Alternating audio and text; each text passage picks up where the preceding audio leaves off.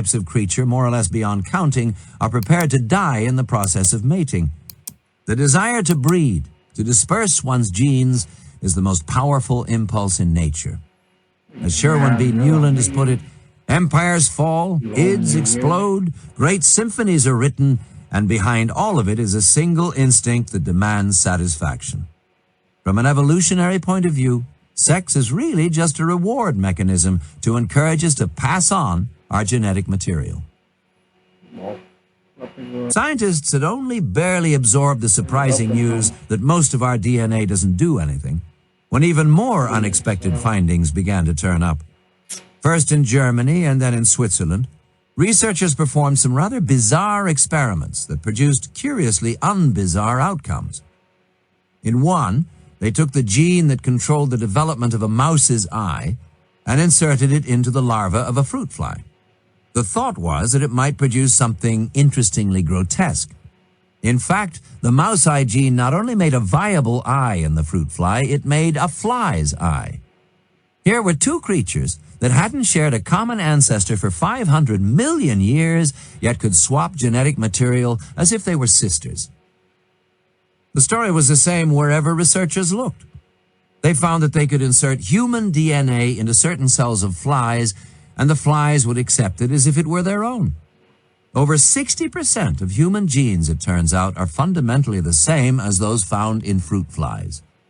At least 90% correlate at some level with those found in mice. We even have the same genes for making a tail, if only they would switch on.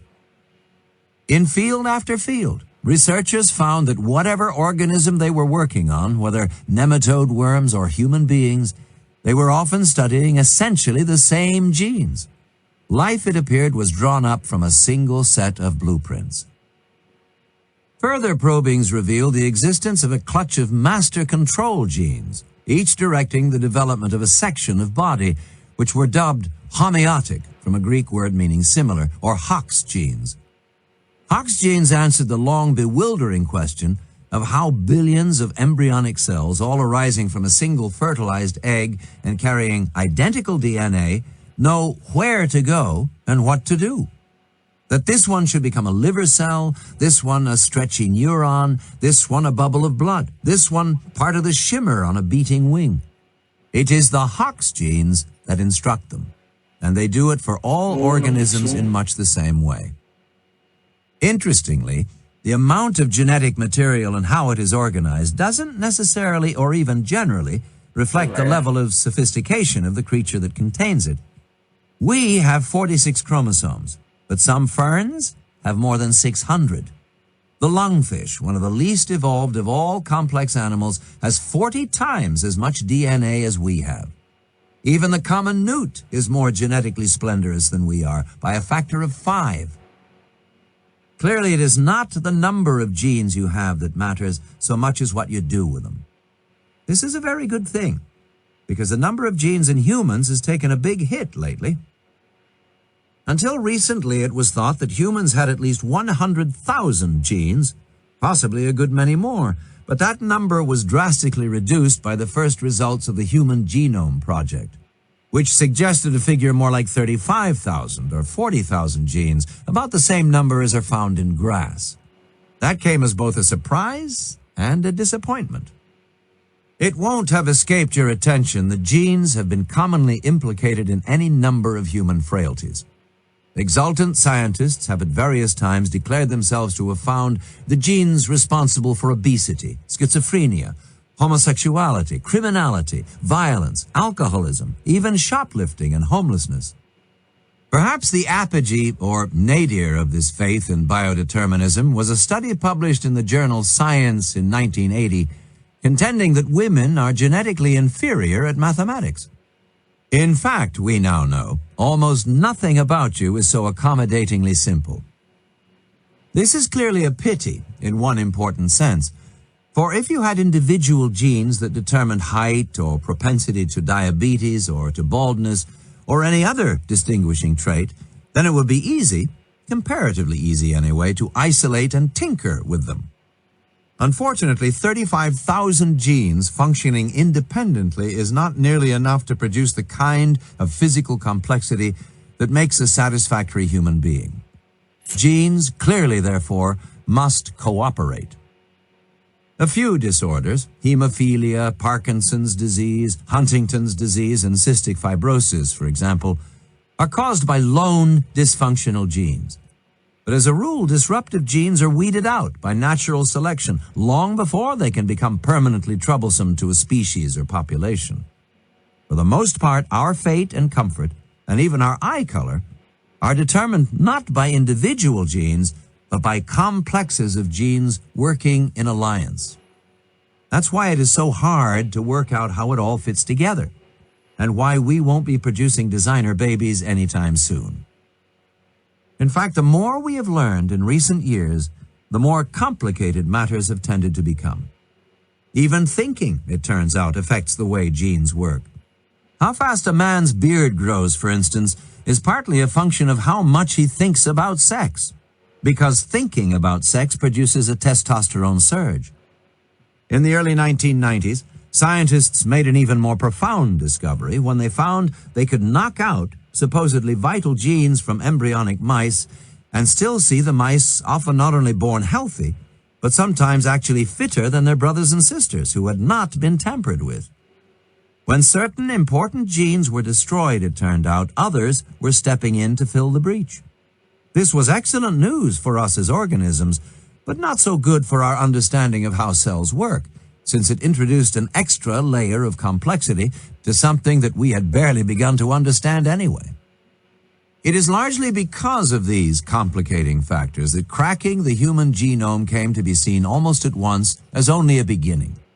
The genome, as Eric Lander of MIT has put it, is like a parts list for the human body. It tells us what we are made of, but says nothing about how we work. What's needed now is the operating manual, instructions for how to make it go. We are not close to that point yet. So now the quest is to crack the human proteome, a concept so novel that the term proteome didn't even exist a decade ago. The proteome is the library of information that creates proteins. Unfortunately, observed Scientific American in the spring of 2002, the proteome is much more complicated than the genome. That's putting it mildly. Proteins, you will remember, are the workhorses of all living systems. As many as 100 million of them may be busy in any cell at any moment. That's a lot of activity to try to figure out. Worse, proteins' behavior and functions are based not simply on their chemistry, as with genes, but also on their shapes.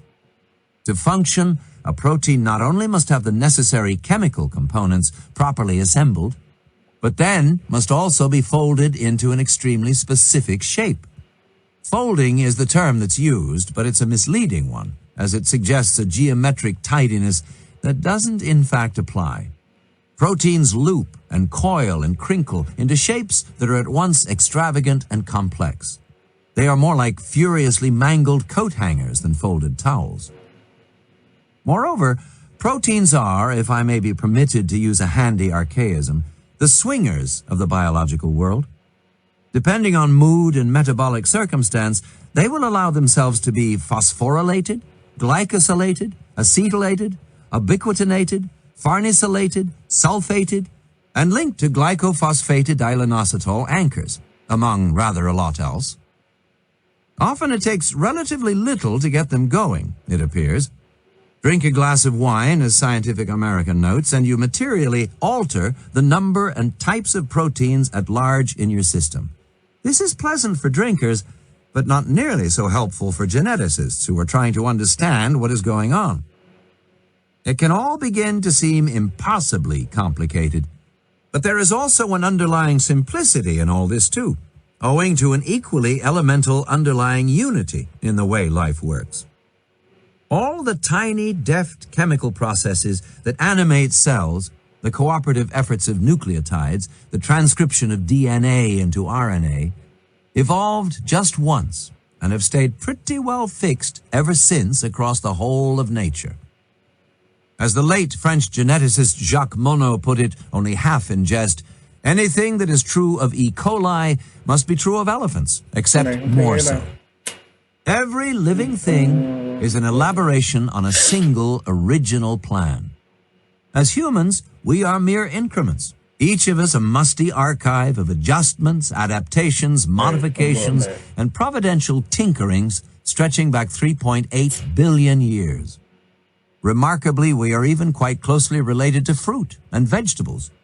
About half the chemical functions that take place in a banana are fundamentally the same as the chemical functions that take place in you.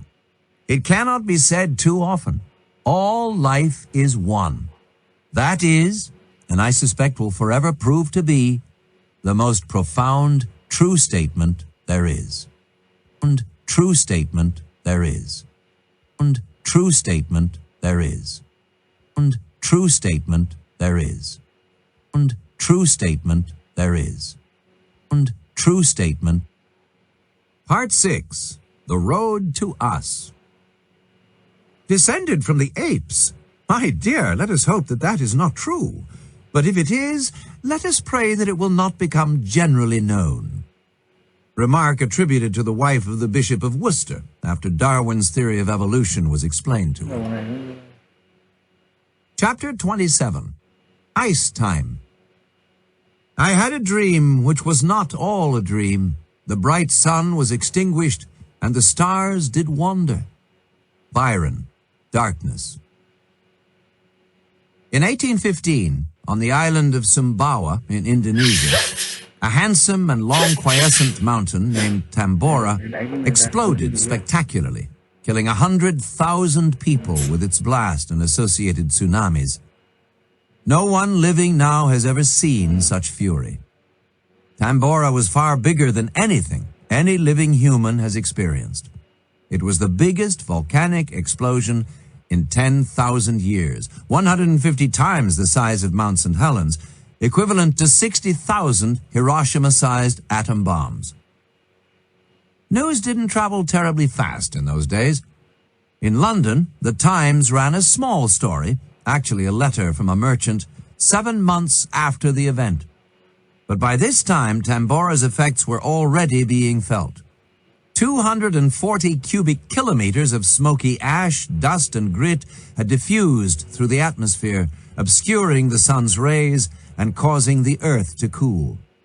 Sunsets were unusually but blearily colorful, an effect memorably captured by the artist J.M.W. Turner, who could not have been happier.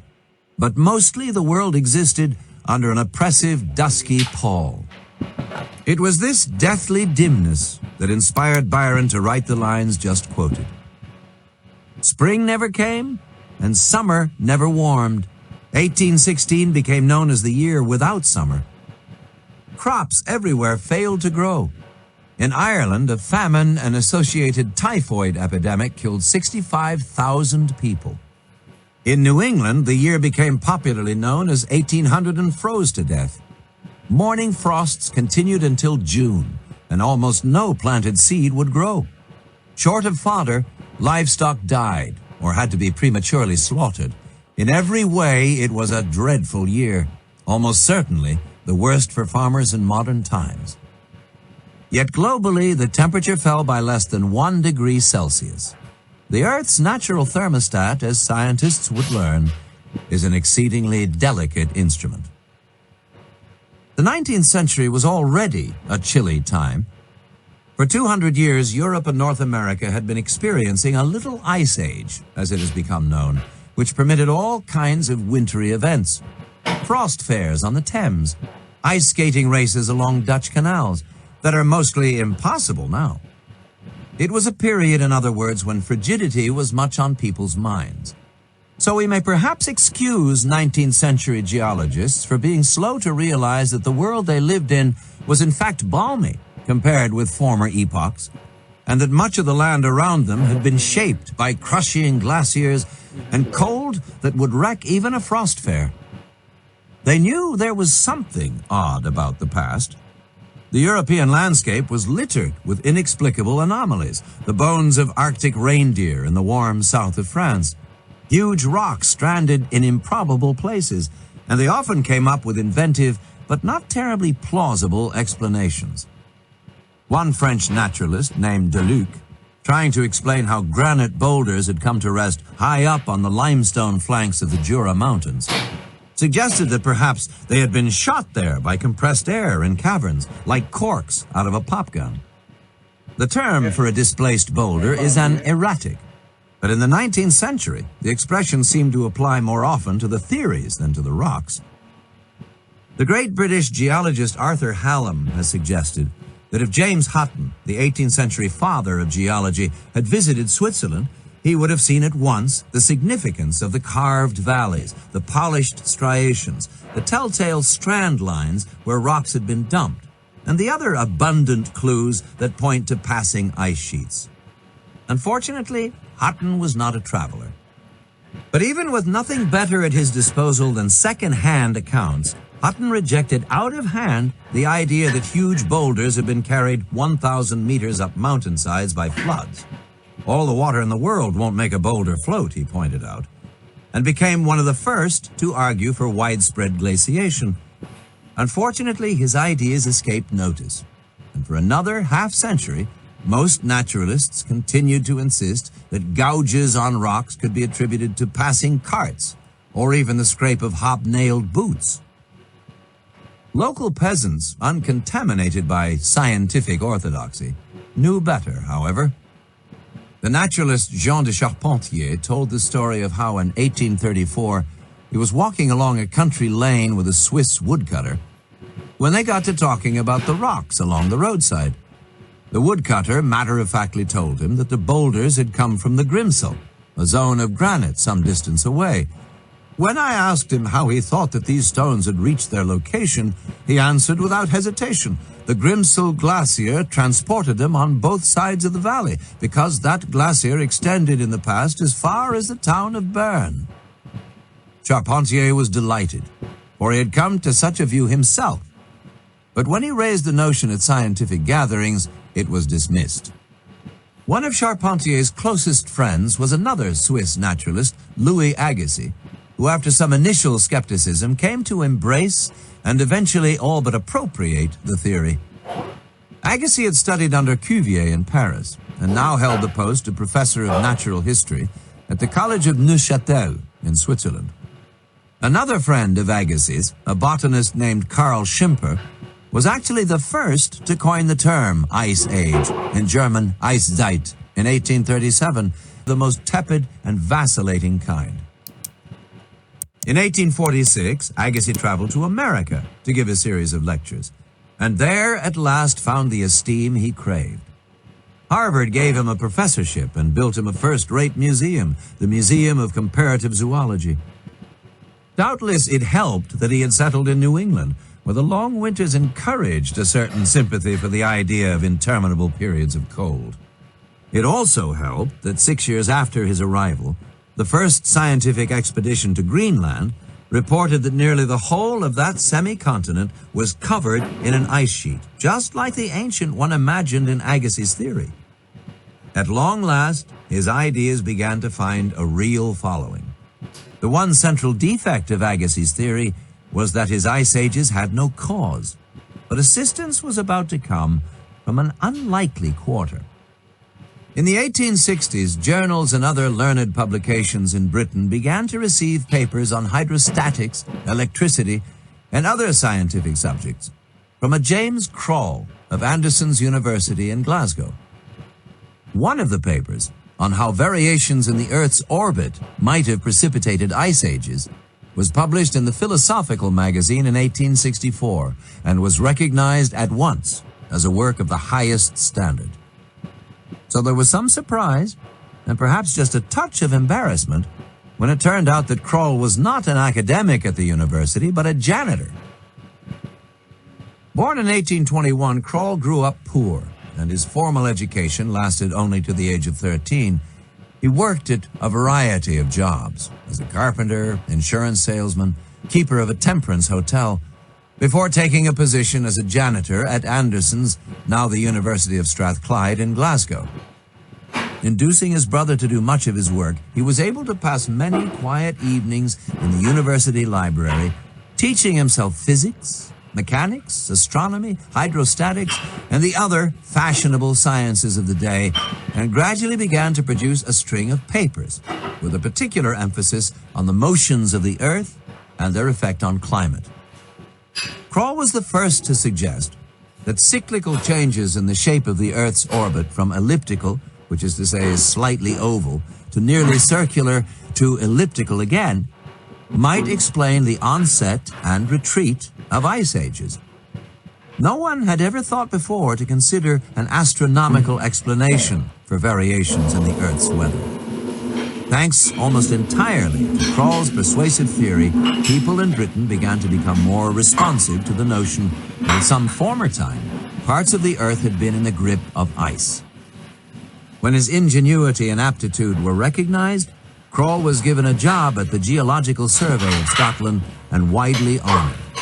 He was made a Fellow of the Royal Society in London and of the New York Academy of Science, and given an honorary degree from the University of St. Andrews, among much else.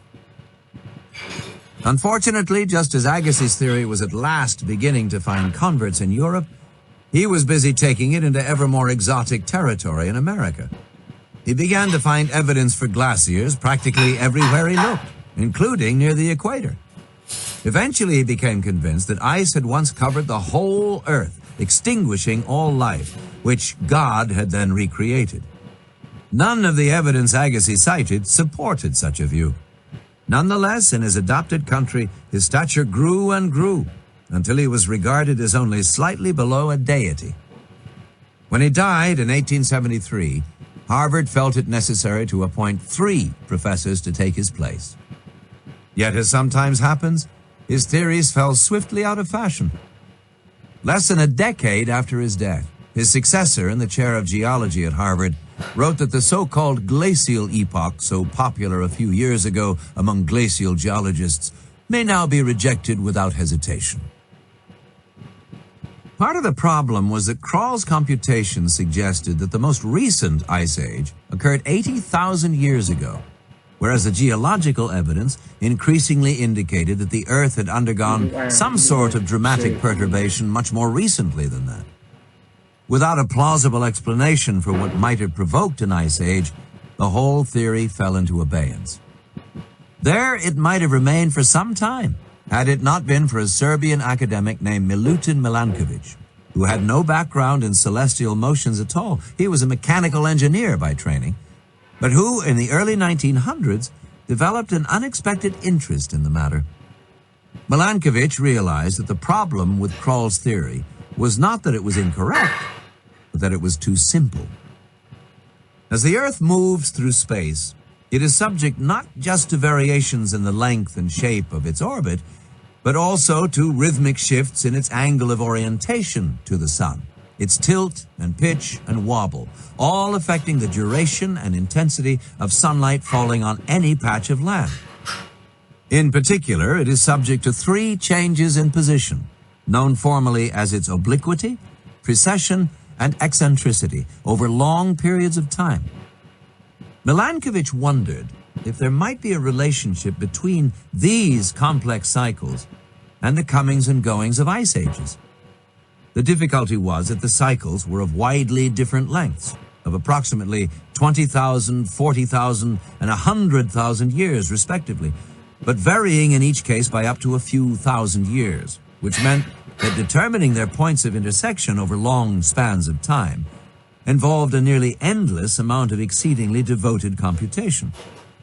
Essentially, Milankovic had to work out the angle and duration of incoming solar radiation at every latitude on Earth, in every season, for 1 million years, adjusted for 3 ever-changing variables. Happily, this was precisely the sort of repetitive toil that suited Milankovic's temperament. For the next 20 years, even while on holiday, he worked ceaselessly with pencil and slide rule, computing the tables of his cycles. Work that now could be completed in a day or 2 with a computer. The calculations all had to be made in his spare time, but in 1914, Milankovic suddenly got a great deal of that when the First World War broke out, and he was arrested owing to his position as a reservist in the Serbian army. He spent most of the next 4 years under loose house arrest in Budapest, required only to report to the police once a week. The rest of his time was spent working in the library of the Hungarian Academy of Sciences. He was possibly the happiest prisoner of war in history. The eventual outcome of his diligent scribblings was the 1930 book Mathematical Climatology and the Astronomical Theory of Climatic Changes. Milankovitch was right that there was a relationship between ice ages and planetary wobble, though like most people he assumed that it was a gradual increase in harsh winters that led to these long spells of coldness. It was a Russian-German meteorologist, Vladimir Köppen, father-in-law of our tectonic friend Alfred Wegener, who saw technology. Scientists were unable to correlate Milankovitch's carefully worked-out cycles with the supposed dates of ice ages as then perceived, and so Milankovitch and his calculations increasingly fell out of favor. He died in 1958, unable to prove that his cycles were correct. By this time, in the words of one history of the period, you would have been hard-pressed to find a geologist or meteorologist who regarded the model as being anything more than an historical curiosity. Not until the 1970s, and the refinement of a potassium-argon method for dating ancient seafloor sediments, were his theories finally vindicated. The Milankovitch cycles alone are not enough to explain cycles of ice ages. Many other factors are involved, not least the disposition of the continents, in particular the presence of land masses over the poles, but the specifics of these are imperfectly understood. It has been suggested, however, that if you hauled North America, Eurasia, and Greenland just 500 kilometers north, we would have permanent and inescapable ice ages. We are very lucky, it appears, to get any good weather at all. Even less well understood are the cycles of comparative balminess within ice ages known as interglacials. It is mildly disconcerting to reflect that the whole of meaningful human history, the development of farming, the creation of towns, the rise of mathematics and writing and science and all the rest, has taken place within an atypical patch of fair weather. Previous interglacials have lasted as little as 8,000 years. Our own has already passed its 10,000th anniversary. The fact is, we are still very much in an ice age. It's just a somewhat shrunken one, though less shrunken than many people realize. At the height of the last period of glaciation, around 20,000 years ago, about 30% of the Earth's land surface was under ice. 10% still is, and a further 14% is in a state of permafrost. 3/4 of all the fresh water on Earth is locked up in ice even now. And we have ice caps at both poles, a situation that may be unique in the Earth's history. That there are snowy winters through much of the world, and permanent glaciers even in temperate places such as New Zealand, may seem quite natural. But in fact, it is a most unusual situation for the planet. For most of its history, until fairly recent times, the general pattern for the Earth was to be hot, with no permanent ice anywhere. The current ice age, ice epoch really, started about 40 million years ago, and has ranged from murderously bad to not bad at all. We live in one of the few spells of the latter. Ice ages tend to wipe out evidence of earlier ice ages, so the further back you go, the more sketchy the picture grows. But it appears that we have had at least 17 severe glacial episodes in the last 2.5 million years or so, the period that coincides with the rise of Homo erectus in Africa, followed by modern humans. Two commonly cited culprits for the present epoch are the rise of the Himalayas and the formation of the Isthmus of Panama. The first, disrupting airflows, the second, ocean currents. India, once an island, has pushed 2,000 kilometers into the Asian landmass over the past 45 million years, raising not only the Himalayas, but also the vast Tibetan plateau behind it.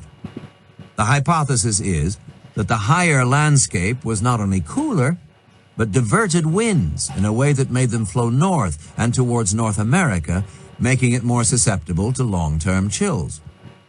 Then, beginning about 5 million years ago, Panama rose from the sea, closing the gap between North and South America, disrupting the flows of warming currents between the Pacific and the Atlantic, and changing patterns of precipitation across at least half the world.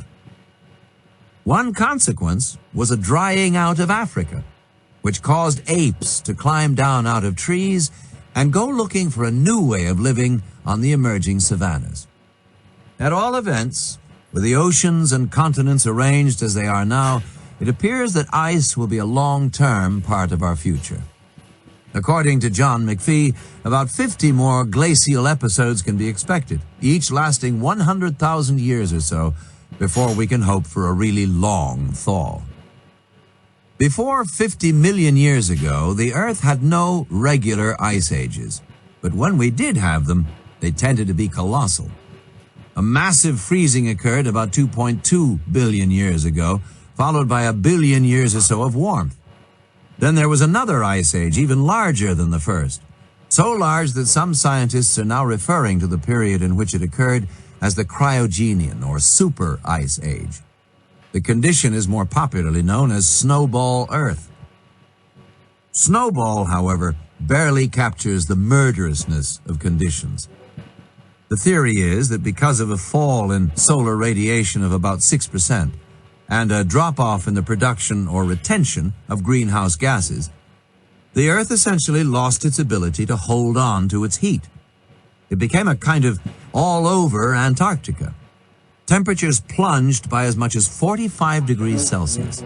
The entire surface of the planet may have been frozen solid, with ocean ice up to 800 meters thick at higher latitudes and tens of meters thick even in the tropics.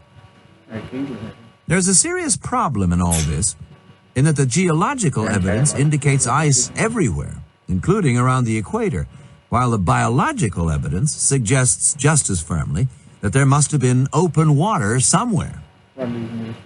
For one thing, cyanobacteria survived the experience, and they photosynthesize. For that, they needed sunlight. But as you will know if you have ever tried to peer through it, ice very quickly becomes opaque, and after only a few yards would pass on no light at all. Two possibilities have been suggested. One is that a little ocean water did remain exposed, perhaps because of some kind of warming at a hot spot. The other is that maybe the ice formed in such a way that it remained translucent, a condition that does sometimes happen in nature. If Earth did freeze over, then there is the very difficult question of how it ever got warm again.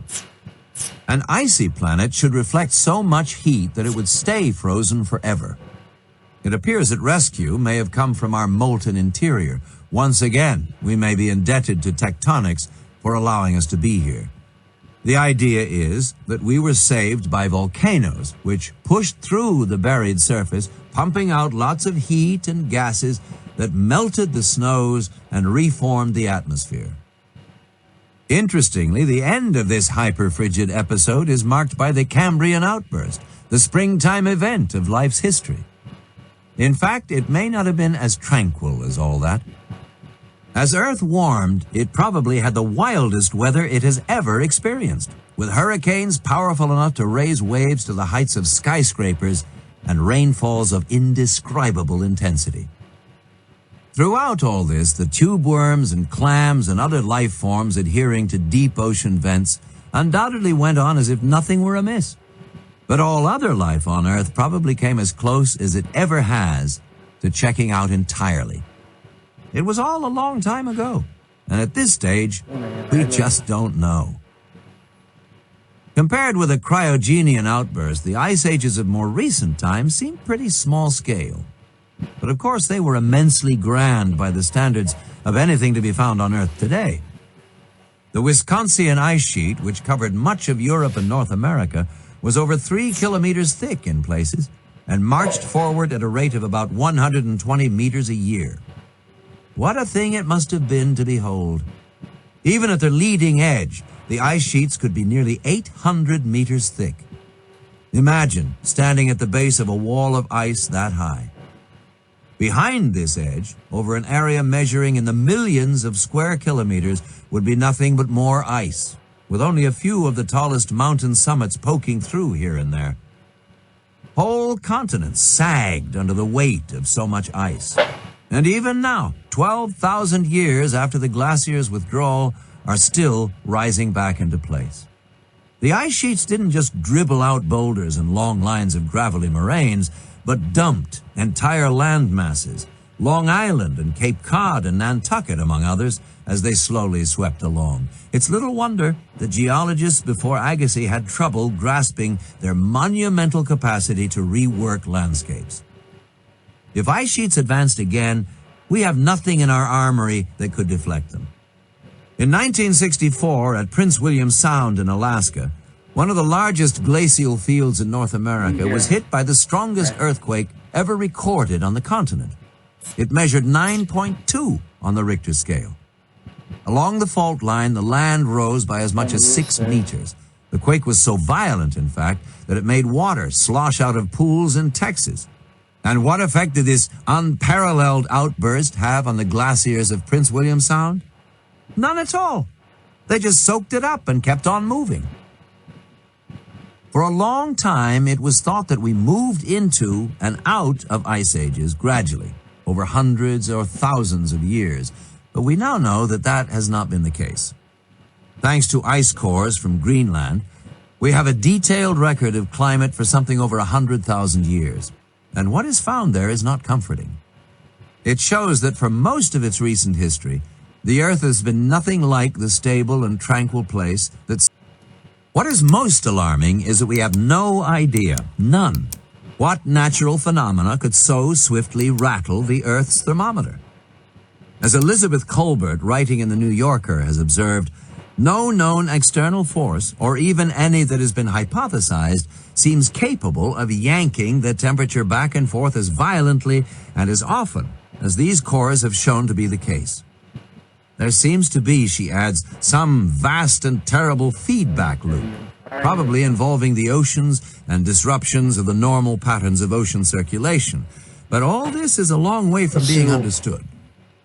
One theory is that the heavy inflow of meltwater to the seas at the beginning of the Younger Dryas reduced the saltiness, and thus density, of northern oceans, causing the Gulf Stream to swerve to the south, like a driver trying to avoid a collision. Deprived of the Gulf Stream's warmth, the northern latitudes returned to chilly conditions. But this doesn't begin to explain why 1,000 years later, when the Earth warmed once again, the Gulf Stream didn't veer as before. Instead, we were given the period of unusual tranquility known as the Holocene, the time in which we live now. There is no reason to suppose that this stretch of climatic stability should last much longer. In fact, some authorities believe that we are in for even worse. It is natural to suppose that global warming would act as a useful counterweight to the Earth's tendency to plunge back into glacial conditions. However, as Colbert has pointed out, when you are confronted with a fluctuating and unpredictable climate, the last thing you'd want to do is conduct a vast, unsupervised experiment on it. It has even been suggested, with more plausibility than would at first seem evident, that an ice age might actually be induced by a rise in temperatures. The idea is that a slight warming would enhance evaporation rates and increase cloud cover, leading in the higher latitudes to more persistent accumulations of snow. In fact, global warming could plausibly, if paradoxically, lead to powerful localized cooling in North America and Northern Europe. Climate is the product of so many variables: rising and falling carbon dioxide levels, the shifts of continents, solar activity, the stately wobbles of the Milankovitch cycles, that it is as difficult to comprehend the events of the past as it is to predict those of the future. Much is simply beyond us. Take Antarctica. For at least 20 million years after it settled over the South Pole, Antarctica remained covered in plants and free of ice. That simply shouldn't have been possible. No less intriguing are the known ranges of some late dinosaurs. The British geologist Stephen Drury notes that forests within 10 degrees latitude of the North Pole were home to great beasts, including Tyrannosaurus rex. That is bizarre, he writes, for such a high latitude is continually dark for 3 months of the year. Moreover, there is now evidence that these high latitudes suffered severe winters. Oxygen isotope studies suggest that the climate around Fairbanks, Alaska, was about the same in the late Cretaceous period as it is now. So what was Tyrannosaurus doing there? Either it migrated seasonally over enormous distances, or it spent much of the year in snowdrifts in the dark. In Australia, which at that time was more polar in its orientation, a retreat to warmer climes wasn't possible. How dinosaurs managed to survive in such conditions can only be guessed. One thought to bear in mind is that if the ice sheets did start to form again for whatever reason, there is a lot more water for them to draw on this time. The Great Lakes, Hudson Bay, the countless lakes of Canada, these weren't there to fuel the last ice age. They were created by it. On the other hand, the next phase of our history could see us melting a lot of ice rather than making it. If all the ice sheets melted, sea levels would rise by 60 meters, the height of a 20-story building, and every coastal city in the world would be inundated. More likely, at least in the short term, is the collapse of the West Antarctic ice sheet. In the past 50 years, the waters around it have warmed by 2.5 degrees Celsius, and collapses have increased dramatically. Because of the underlying geology of the area, a large-scale collapse is all the more possible.